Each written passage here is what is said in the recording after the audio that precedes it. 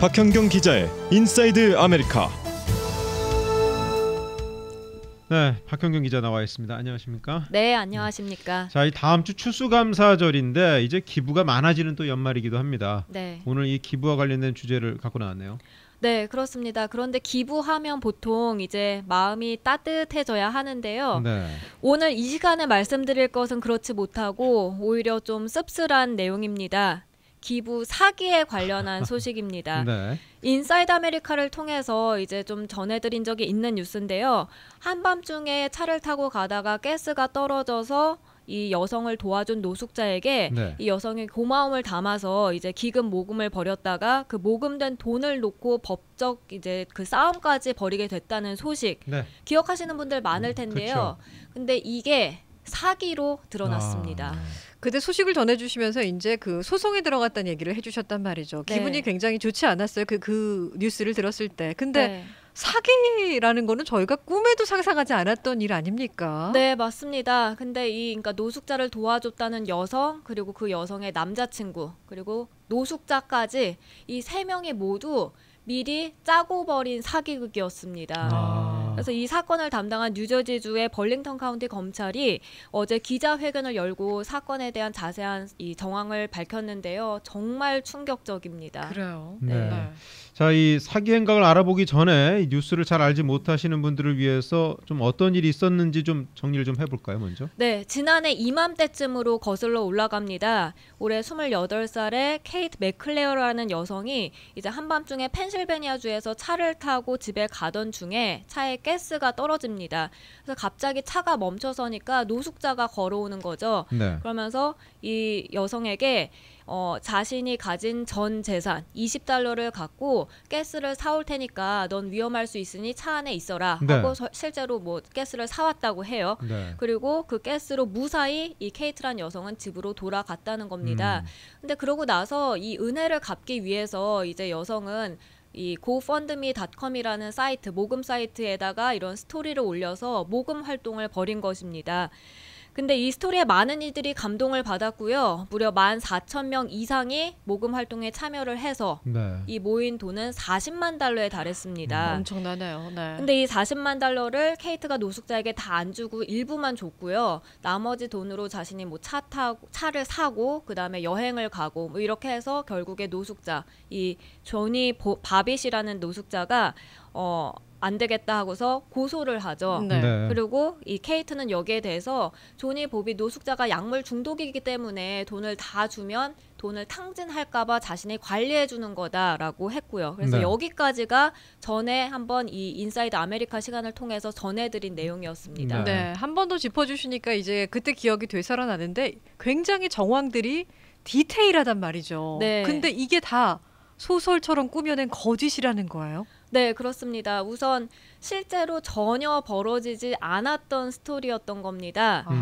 그래서 이 케이트 그리고 39살 된 그 남자친구 마크 다미코 그리고 이 노숙자 바비까지 미리 그냥 우리 이렇게 한번 해보자 하고서 계획하고 벌인 사기였습니다. 이들이 모금 운동을 벌이기 한 달 전에 모여서 이런 계획을 짰다고 하고요. 그리고 돈을 어떻게 모을까 이제 모의를 하기 시작했는데 여기서 2012년에 한번 페이스북에 이런 비슷한 스토리가 올라왔던 게 떠올랐습니다. 그러고서 이런 사연을 한번 좀 이용해보면 좋지 않겠느냐 한 거죠. 그래서 수사관들이 문자, 이 텍스트 메시지 67,000여 개를 분석한 걸 보면 여러 사건 정황이 드러났는데요. 케이트가 자신의 한 친구에게 보낸 문자에서 이 자동차 가스 부분은 완전히 꾸며낸 이야기다라고 이제 보낸 겁니다. 그리고 근데 이제 노숙자는 실제다. 그러니까 바빗이 노숙자였던 건 맞는 거예요. 그렇지만 케이트는 사람들의 기분을 좀 좋게 해줄 만한 스토리, 그러니까 눈길을 확 끌어잡을 그런 스토리를 이제 만들어내기 위해서 이런 게 필요했다라고 적었습니다. 그리고 케이트와 남자친구는 또 이제 그런 유틸리티 비용, 그런 빚이 많이 늘어나는 것에 대해서 걱정하면서 어떻게 할 것인지 상의했던 것으로 밝혀졌습니다. 그래서 어떻게 보면요, 이런 스토리를 만들어낸 게 실제로 모금 활동에 도움이 많이 됐고요. 맞아 떨어진 겁니다. 그런데 지난 8월 이제 그 노숙자 보빗이 두 커플로부터 자신의 몫을 받아내야 하겠다라면서 소송을 내면서 꼬리가 잡히게 된 거죠. 결국엔 그렇군요. 돈을 나누면서 문제가 된 거네요. 그렇죠. 네. 그러니까. 자, 이 사기 행각을 벌인 3명 기소가 된 겁니까? 네, 사건을 담당한 검사는 처음에는 이 보빗 노숙자가 그러니까 군인 출신이었기 때문에 또 노숙자로 전락한 것이 좀 안타까워서 무죄 방면하는 그런 방안을 검토했다고 합니다. 네. 하지만 이 노숙자 역시 완벽하게 음모를 인식하고 있었다고 하고요. 네. 거기에다가 미디어까지 나온 거 아마 많이 보셨을 텐데 네. 미디어에 나가서도 수차례 거짓말까지 한 것들을 보면 너무 죄질이 나쁘다라고 판단해서 이 노숙자 케이트 그리고 그 남자친구 3명을 다 사기 모의 혐의로 기소했습니다. 네. 그래서 이 세 사람에게는 모두 실형이 선고될 가능성이 있습니다. 유죄가 인정이 되면 3년에서 5년의 실형이 선고될 수 있습니다. 그래서 노숙자 보빗은 현재 구치소에 구금된 상태고요.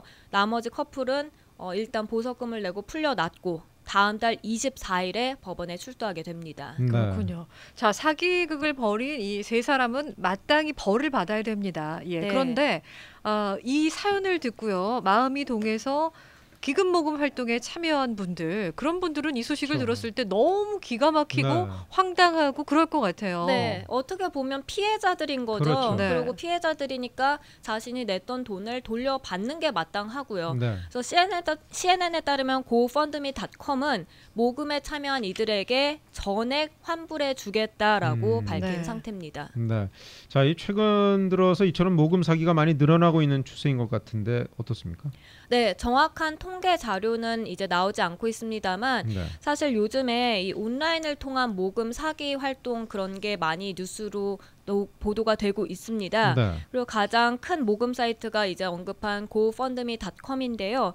이게 누구나 이 사이트에 가입해서 자신의 스토리를 올리고 네. 모금 활동을 벌일 수 있습니다. 네. 그래서 지금 보면 뭐 가족이 병에 걸려서 뭐 아픈 사람 이야기 또는 가장이 뭐 교통사고를 당해서 지금 좀 힘든 상황 이야기. 네. 심지어는 결혼을 하려고 하는데 돈이 부족하다라면서 뭐 이런 스토리 여러 가지 스토리가 어우러져서 네. 올라오고 있는데요. 네. 근데 이런 스토리가 눈에 띄면 뜰수록 모금이 늘어나는 거잖아요. 그렇죠. 그래서 이제 누군가 돕고 싶다 했을 때는 이런저런 스토리를 살펴보다가 이 사람은 정말 안타깝다 하면서 도와주고 그것도 온라인으로 손쉽게 뭐 크고 작은 액수랑 상관없이 원하는 금액을 쉽게 보낼 수 있기 때문에 많이 이용을 하고 있고 이 모금 사이트 활발히 진행이 되고 있는데요.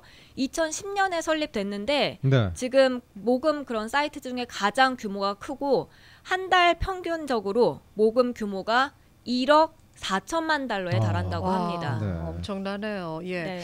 이 가짜 기금 모금이라고 하니까 얼마 전 호주에서요. 한 여성이 남편과 공모를 해서 본인이 그 유방암이었다고 해서 이렇게 펀딩을 받았던 네. 그 스토리가 또 생각이 나는데 맞아요. 예, 이 고펀딩에 지금 올라오는 이 스토리들이 그 사람들처럼 검증이 안 된 얘기가 또 많다는 거잖아요. 그게 문제죠. 네, 지금 말씀하신 대로 호주 여성 이야기 그리고 케이트 이야기 등등 사실 많습니다. 네.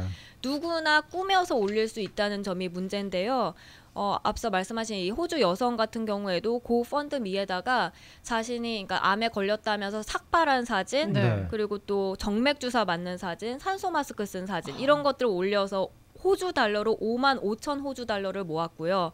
그리고 또 이런 모금 사이트가 아니라고 하더라도 소셜 미디어 통해서 예를 들면 페이스북 통해서 그렇게 올려서 또 기부금을 받기도 합니다.